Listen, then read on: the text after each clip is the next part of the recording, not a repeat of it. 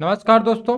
आज हम लोग बात करेंगे कि रेलवे ने एएलपी की वैकेंसी अपडेट की है। और एक, हालांकि ज़्यादा तो ना कहेंगे कि बहुत बड़ी वैकेंसी आ गई है, लेकिन ये है कि 5500 के आसपास है, 5000 प्लस वैकेंसी है।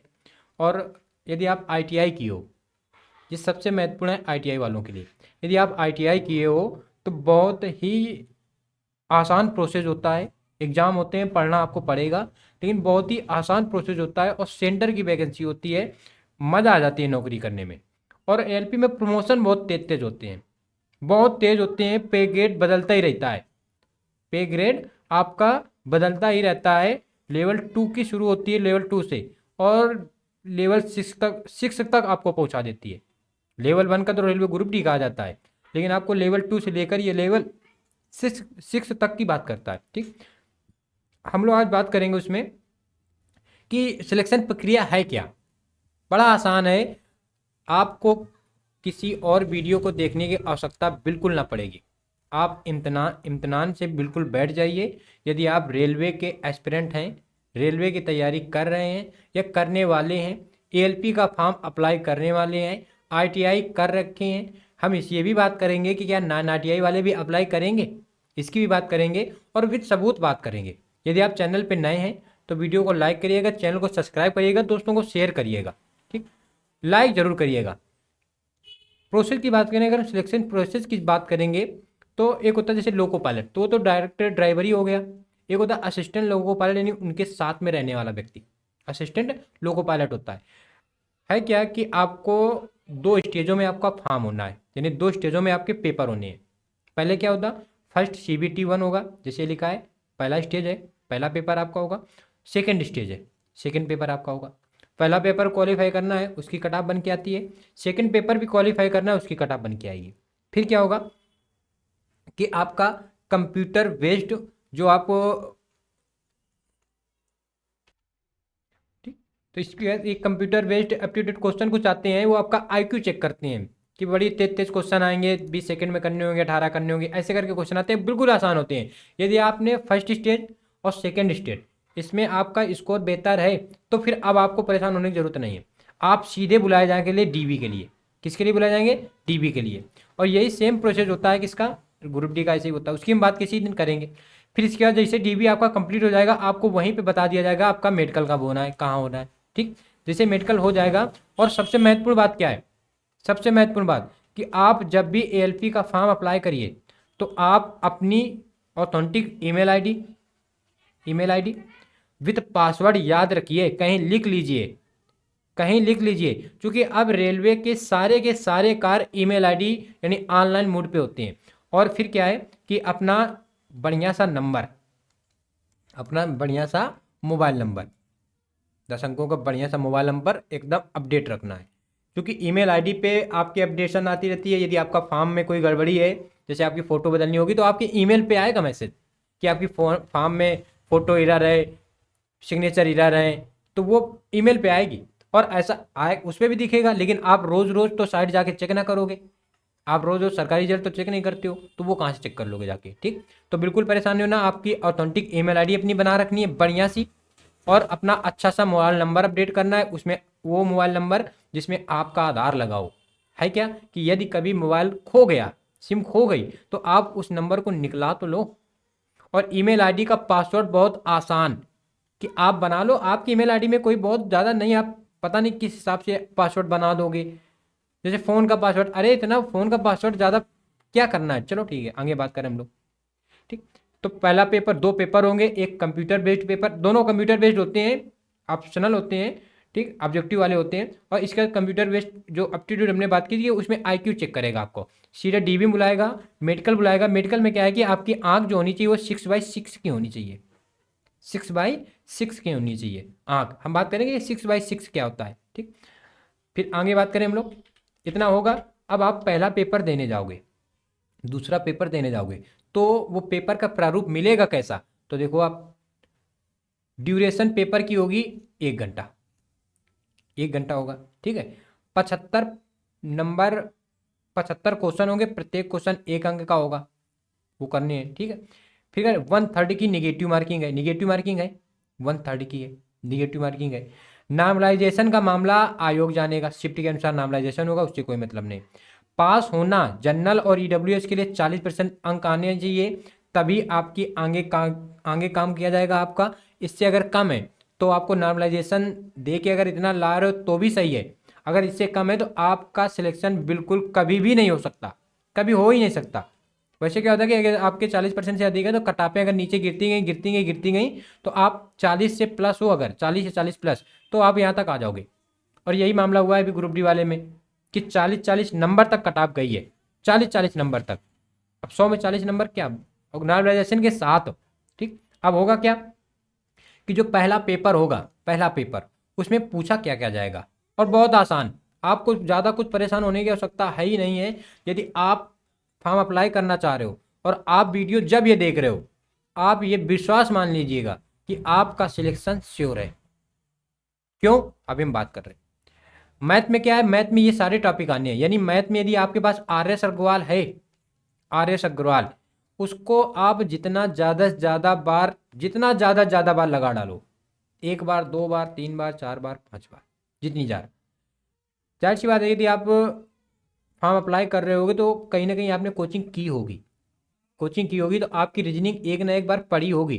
अब आपको रीजनिंग में कोई पुस्तक पढ़ने की आवश्यकता है ही नहीं। मार्केट में जितने भी रेलवे के प्रीवियस ईयर पेपर हुए हैं, वो रेलवे के ग्रुप डी से लेकर एनटीपीसी लेवल 1 to 5 सारे, जो भी जितने पेपर, और एएलपी के अभी तक जितने पेपर हुए हैं, आरपीएफ के जितने पेपर हुए हैं, एसआई कांस्टेबल सबके पेपर आप मार्केट पे जाओगे, आप बुक स्टॉल पे जाओगे, सब मिल जाता है। इसमें तो सबसे बढ़िया है कि जब कुछ ना हो तो आप अपने मोबाइल पे निकाल दो, मोबाइल पे तो सब मिल जाएगा। तो आपको वहाँ से सब जगह प्रैक्टिस करनी है, यानी मैथ आती है, रीजनिंग आती है, और बहुत बढ़िया एक पोर्शन आता है। किसका आएगा पोर्शन, साइंस का, बहुत बढ़िया पोर्शन आता है साइंस का। और करंट तो आएगी वही, साइंस जीएस में करंट रख देगा, लेकिन बहुत बढ़िया बेहतरीन पोर्शन आता है साइंस का। वो मतलब वो पोर्शन मानिए कि आप साइंस में बहुत ठीक ठाक अपना मतलब स्कोर करना है आपको, बहुत बढ़िया स्कोर। सेम यही क्या होगा कि सेकंड में जब आप पहुंचोगे, सेकंड में क्या होगा कि जो पार्ट 1 है उसमें आपको 90 मिनट दिए जाएंगे। सीबीटी 2 में 2 पार्ट पेपर, 2 शिफ्ट में पेपर होगा, पहले 90 मिनट दिया जाएगा, वहीं खुलता है तुरंत तुरंत, आपको ऐसे नहीं निकाल देंगे सेंटर से, वहीं आपका तुरंत खुलेगा। पहले 90 मिनट, 1.5 घंटे का टाइम होगा, 100 क्वेश्चन होंगे। सेकंड जो पेपर वहीं पे खुलेगा वो आपके 60 मिनट का टाइम होगा, 75 क्वेश्चन होंगे। इस 75 क्वेश्चन में, ये 90 वाले पे तो सब पोर्शन बराबर बराबर रहता है, इस 75 वाले पे एक एलपी के लिए चलती है ड्राइंग। ड्राइंग बढ़िया बुक आती है, हम बात करेंगे किसी दिन, बुक भी दिखाएंगे आपको अगला वीडियो में, जब भी लाएंगे वीडियो में तो आपको बुक के साथ आएंगे। आपको वो बुक ड्राइंग में आपको वो बुक पढ़ लेनी है, यूथ प्रकाशन की है। आप बिल्कुल मानिए कि जो भी क्वेश्चन आएगा इस 75 में, फिजिक्स के क्वेश्चन प्लस ड्राइंग के क्वेश्चन, उस 90 वाले पे सारे पोर्शन होते हैं, साइंस भी होगी, रीजनिंग भी होगी, मैथ भी होगी, 90 मिनट वाले 100 क्वेश्चन में। लेकिन ये 75 क्वेश्चन है और 60 मिनट है, इसमें केवल आपके साइंस और ड्राइंग के क्वेश्चन होते हैं। 1/3 की नेगेटिव मार्किंग होगी, और इसमें भी वही मामला है कि 40% पास होना, 30% ओबीसी के लिए, एससी के लिए, एसटी के लिए 25% पासिंग मार्क होना जरूरी है। इसमें है क्या सिलेबस पार्ट ए वाले का, तो देखो पार्ट ए वाले का सिलेबस क्या क्या है। तो पार्ट ए का सिलेबस वही मैथमेटिक्स है, जनरल इंटेलिजेंस रीजनिंग वाला मामला है, बेसिक साइंस इंजीनियरिंग का है। पार्ट 2 में क्या है, पार्ट बी में देखना है कि qualifying nature shall be qualify for the trade syllabus as by the direction general of training GDG. ठीक है, क्वालिफाइंग परसेंटेज देखो कुछ नहीं, पार्ट बी केवल आपका पासिंग मार्क है, 35% आपका पासिंग मार्क होना चाहिए, कॉपी आपकी आगे बढ़ जाएगी। सिलेबस में क्या है कि जो आपकी ट्रेड होगी, ट्रेड, उस ट्रेड से क्वेश्चन पूछे जाते हैं, और अच्छे खासे क्वेश्चन पूछे जाते हैं। तो यहाँ थोड़ी सी आपको दिक्कत पड़ सकती है कि ट्रेड वाला मामला जब आपका पड़ेगा तो वहाँ पे थोड़ा सा लगेगा कि नहीं, जैसे ये ट्रेड ने लिखी है इसमें पार्ट बी में, electrician, instrument mechanical, wireman, armature, coil winder, refrigeration, air conditioner mechanic, electronics mechanic, ये सारी फिटर, ये इनसे क्वेश्चन खूब अच्छे खासे बनते हैं। और फिर तीसरे पोर्शन पे आता है कंप्यूटर बेस्ड टेस्ट, है सब कंप्यूटर बेस्ड होना ही है, सीबीटी पे होना है, और बहुत आसान। और फिर इसके बाद आपका डॉक्यूमेंट वेरिफिकेशन के लिए बुला लिया जाएगा, आसान प्रोसेस है। और इसके बाद आपका सीधे मेडिकल करा के आपको ज्वाइनिंग दे दी जाएगी, मेडिकल, और आपको दे दी जाती है ज्वाइनिंग। आपको बिल्कुल परेशान नहीं होना है, आपको कोशिश ज़्यादा से ज़्यादा करनी है कि आप CBT 1 जितना बेहतर बना लोगे, क्योंकि CBT 1 के ही प्रारूप पे आपका CBT 2 है। CBT 2 CBT 1 के प्रारूप पे है। और इसमें सबसे बढ़िया है क्या कि आपको हिस्ट्री, पॉलिटी, जियोग्राफी इससे कोई मतलब नहीं। इससे क्या मतलब है, केवल जो करंट के डेटा हों, जैसे जियोग्राफी का कोई होगा, जैसे भूकंप कहीं आ गया तो भूकंप करंट का डेटा हो जाएगा, वो फिर जियोग्राफी पे जोड़ोगे, लेकिन जियोग्राफी का करंट है। जैसे पॉलिटी का किसी अनुच्छेद में संशोधन कर दिया गया, कोई ऐसा विवाद आ गया, दल इस समय दल बदल का मामला थोड़ा सा चल रहा है, चर्चा में है, तो ऐसे क्वेश्चन वो पॉलिटी के करंट के हो जाएंगे, ज्योग्राफी के करंट के हो जाएंगे। ऐसे साइंस में कोई बीमारी आ गई, बाकी आपको प्रोसेस पकड़ना क्या है, मैथ, रीजनिंग और साइंस। साइंस में तीनों साइंस, रेलवे की एक खूबी होती है कि वो तीनों साइंस पूछता है, केमिस्ट्री भी पूछेगा, फिजिक्स भी पूछेगा और आपसे बायो भी पूछेगा। आप यदि, फिर हम आपसे रिपीट करेंगे अपने शब्दों को, यदि आपने यहाँ तक वीडियो देखा है तो इसका मतलब कि आप तैयारी करोगे, ELP की तैयारी करोगे। और अभी आपको लग रहा होगा जैसे ही आपका फॉर्म पड़ेगा ना, फिर आप इतना पेशेंस खो दोगे, इतना आपको ये लगेगा कोई कुछ भी बता दे कि क्या प्रोसेस है, या फिर आप प्रोसेस पता करते घूमोगे। तो हम हर एक प्रोसेस का विथ प्रूफ, क्या कैसे होता है, क्या कंडीशनें बनती हैं, CBT 1 में क्या होगा, CBT 2 में क्या होगा, मेडिकल में क्या होगा, DB में क्या होगा, इन सारी बातें करेंगे। लेकिन आप पहले अच्छे से फॉर्म फिलअप करिए। ईमेल आईडी को विशेष ध्यान दीजिए। ईमेल आईडी आपको, जो हम फिर भी रिपीट करेंगे, फिर खो जाती है, ओपन नहीं होती है, फिर दिक्कत आती है, फिर बहुत समस्या आती है, फिर परेशानी आती है। ठीक, तो आप आराम से फॉर्म भरिएगा, ईमेल आईडी अच्छी रखिएगा, नंबर अपना अच्छा रखिएगा, और सिलेबस जो हमने चर्चा की है कि आपको मैथ, रीजनिंग और मैथ, रीजनिंग और साइंस, करंट, करंट वो साइंस के अंतर्गत, GS के अंतर्गत आ जाएगा। तो करंट, साइंस, मैथ, रीजनिंग, इनका जितना ज़्यादा से ज़्यादा आपको प्रैक्टिस करनी है। बात करेंगे कि क्या आप स्ट्रेटजी रखोगे, कब तक पेपर होगा, कैसे क्या होगा, क्या सिलेक्शन होता है, पे ग्रेड क्या होती है, नौकरी कैसे क्या होती है, प्रमोशन कहाँ तक जाते हैं, स्केल कितना बनता है, पेमेंट कितनी मिलती है, हैंड में कितनी आएगी, ये सारी बात करेंगे। आप इंतज़ार करिए, मिलते हैं नेक्स्ट वीडियो पे। तब तक के लिए नमस्कार, जय हिंद, वंदे मातरम।